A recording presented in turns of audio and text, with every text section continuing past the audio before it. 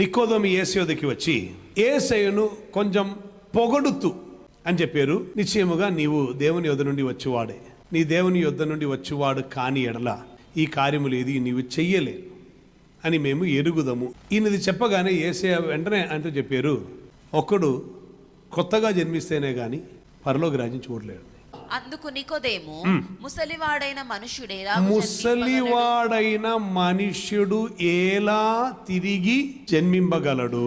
రెండవ మారు తల్లి గర్భములోనికి ప్రవేశించి జన్మింపగలడా అని ఆయనను అడుగగా, స్తోత్రం. కారణం, ఈ తిరిగి జన్మించుట అన్నది యూదులకు 7 సారి ఉంది. మొదటిగా ఒక శిశువు పుట్టి వాటర్ బ్రాక్, శిశువు జన్మించిన తర్వాత క్లీన్ చేస్తారు. క్లీన్ చేసిన తర్వాత వారి ఆచారానుసారంగా శుద్ధీకరణ ప్రోక్షణ జలం తీసుకుని వచ్చి ప్రోక్షిస్తారు. అది ప్రోక్షించినప్పుడు చెప్తున్న మాటయే బోర్న్ అగెయిన్. నెక్స్ట్ ఒక బోర్న్ అగెయిన్ బర్ మిత్స్వా. 12వ ఏట ఈ తలితుతో కప్పే మునుపు ఈ బిడ్డ మీద ప్రోక్షణ జలం ప్రోక్షించి తిరిగి జన్మించారు అని చెప్పి కప్పుతారు. మూడవది, ఒక వ్యక్తి 30 ఏండ్లోనికి వచ్చినప్పుడు అతడు ఒక రెబ్బై అయి మారటానికి లేదా బోధకుడై మారటానికి యోగ్యత గల వ్యక్తిగా మారినప్పుడు ఆ వ్యక్తికి ప్రోక్షణ జలం ప్రోక్షించి తిరిగి జన్మించారు అంటారు. ఫస్ట్ క్లీన్ చేసినప్పుడు, తర్వాత 12వ ఏట, తర్వాత 30 ఏట వచ్చినప్పుడు. ఇక ఒకటి ఉన్నది, రెబ్బైలకు బోధించే వ్యక్తిగా మారుతున్నప్పుడు ఆ వ్యక్తి 50 దాటి ఉండాలి. ఆ వ్యక్తికి ప్రోక్షణ జలం ప్రోక్షించి అప్పుడు కూడా తిరిగి జన్మించారంటారు. ఒక వ్యక్తి రాజుగా ఆ వ్యక్తిని అభిషేకం చేస్తే ప్రోక్షణ జలం ప్రోక్షించి అప్పుడు కూడా తిరిగి జన్మించారు అంటారు.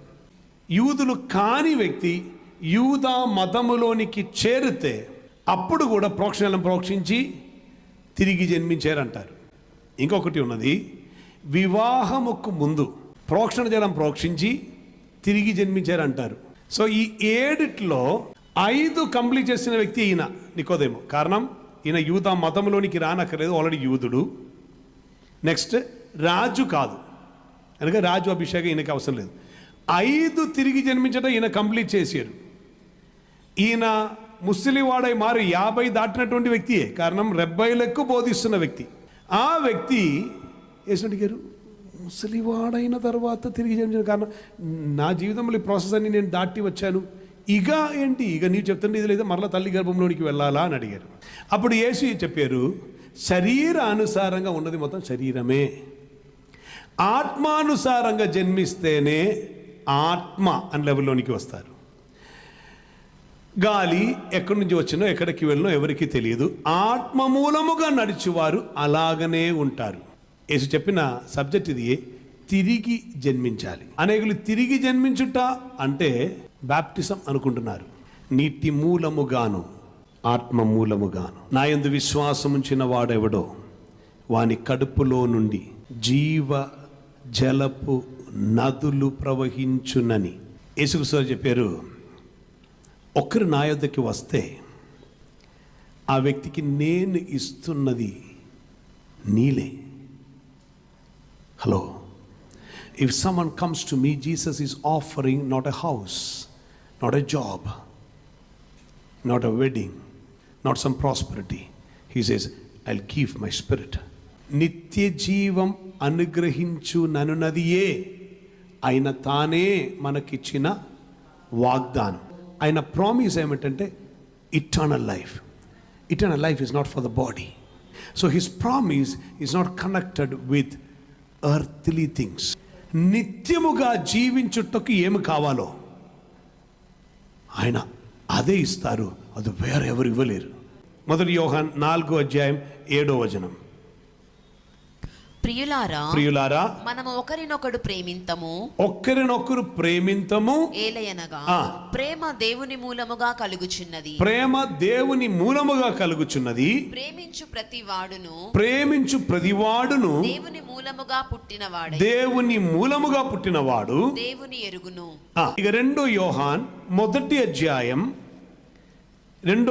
1:6 మనం ఆయన ఆజ్ఞల ప్రకారం నడుచుటయే ప్రేమ. సో యేసు తండ్రి అయిన దేవుని మీద ప్రేమ కలిగి ఉన్నారు గనుక ఆయన ఏం చేశారంటే తండ్రి చెప్తున్న అన్నీ అనుసరించారు.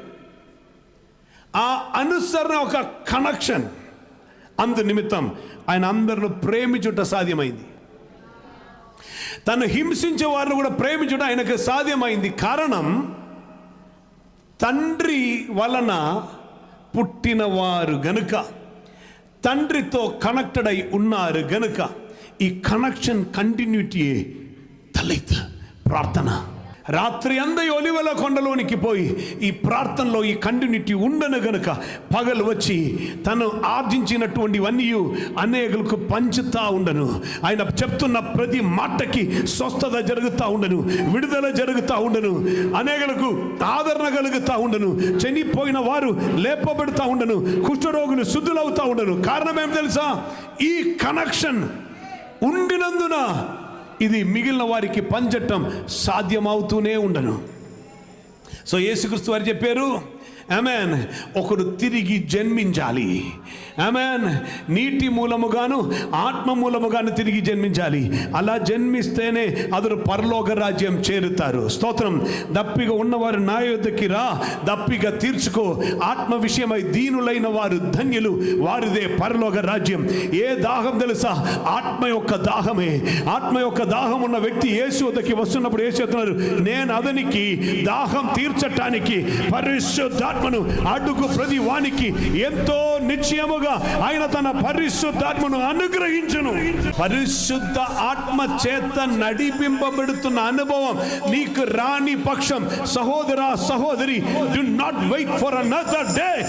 Kneel down today and spend your time with God. ఈ రోజు దేవునితో సమయం గడుపు. పరిశుద్ధాత్మ చేత నేను నడిపింపబడాలి. కారణం తండ్రి చిత్తం నెరవేరవలసి ఉన్నది. ఆ ఒక ప్రార్థనలోనికి నీవు ఎంటర్ అవుతున్నప్పుడు, ఆ ప్రార్థనలో నీవు కనెక్ట్ అవుతున్నప్పుడు జరుగుతున్న కార్యం ఏం తెలుసా? నీలో ఉన్న ఆ సత్యం మిగిలిన వారికి పంచుతున్న సత్యం అవుతుంది. ఓ vertical truth and horizontal truth, vertical connection, horizontal connection, అది కనిపిస్తున్నది సిలువ. ఆమేన్, హల్లెలూయా. సిలువను గురించిన వర్తమానం నశించుచున్న వారికి వెరితనం, నమ్ముతున్న మనకు దేవుని శక్తి అయి ఉన్నది. ఏమిటి సిలువను గురించిన వర్తమానం? ఇది ఒక వర్టికల్ కనెక్షన్ ఉన్నది, ఒక హారిజాంటల్ కనెక్షన్ ఉన్నది. అది తలితే ప్రార్థన ద్వారా ఉన్న కనెక్షన్, ప్రార్థన ద్వారా పరలోకంతో ఉన్న కనెక్షన్, ప్రార్థన ద్వారా ఆమేన్ నీ తోటి సహోదరి సహోదరితో ఉన్న కనెక్షన్. ప్రభావం బయలుదేరుతూ ఉండదు, శక్తి బయలుదేరుతూ ఉండదు. నికోదేమో, నీకు అర్థం అవట్లేదా? నికోదేమో, ఈ ఆత్మచేత నింపబడితే నీ కడుపు నుండి పొంగి వస్తూ ఉన్నది అనేకులకు కావలసిన ఆ అభిషేకపు ఆమేన్ ఆమేన్ ఆమేన్ నదులు నీ నుండి ప్రవహిస్తూ ఉన్నది. ఒక్కసారి దొరికితే ఆ వ్యక్తిలో ఆపలే, అదలా బయటకి వస్తూనే ఉన్నది. They cannot stop.